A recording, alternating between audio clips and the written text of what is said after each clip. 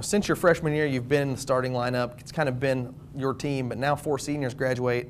There's no seniors on the roster. This is, no doubt about it, this is your basketball team. Just how do you come into the year with that on your shoulders? I mean, it doesn't necessarily all revolve around me, but as a leader of this team, I gotta get the guys together, get the troops to get ready for war, and that's mainly gonna be my job this year. And I think so far we're doing a pretty good job, and the team's coming around. Some of the young guys, lots of youth on this roster. How do you kind of lead by example to those guys, even the redshirt guys coming in now as freshmen, and everybody else? And you're the old man on the team.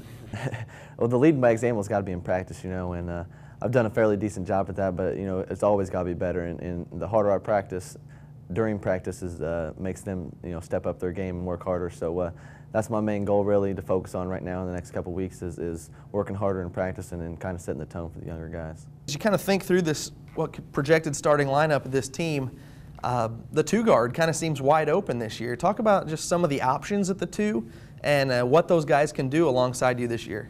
Yeah, we have a lot of options at the 2. You go DeJuan Cummings, the junior college guy, Devontae Brown, maybe Christian Smith, and we still got Lucas Idle. So it's up for grabs, and that's a good thing with our team is they have to compete for that spot. So each day it's a grind and it's a war to try and earn minutes at the 2-guard spot.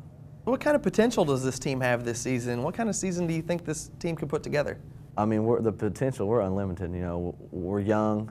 People don't know what we're about right now, but I do, and the coaches do, and we know that we can be successful. So it's the hard work now that we're putting in that's going to have to develop over the season to where we want to be when the conference comes around.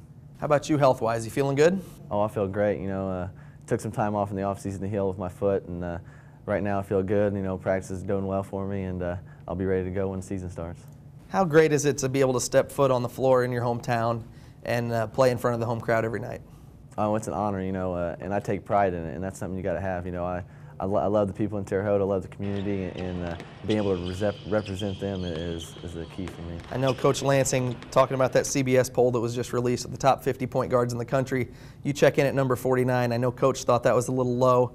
Just talk about taking that and maybe kind of using that as a little motivation this year. I mean, it's always good to get some respect like that, but whether being high or too low, it builds motivation because that means there's somebody in front of me, and there's always going to be somebody in front of me. So I always got to work harder and keep that in my mind as the season goes on. Team goals this year? I mean, what are you guys looking to accomplish? I mean, always team goals to win the conference championship, win the season and the tournament. But this year we're going to have to go step by step in the goal process. We can't look too far ahead in our season. We got to win the games we can early and just develop overall during the season.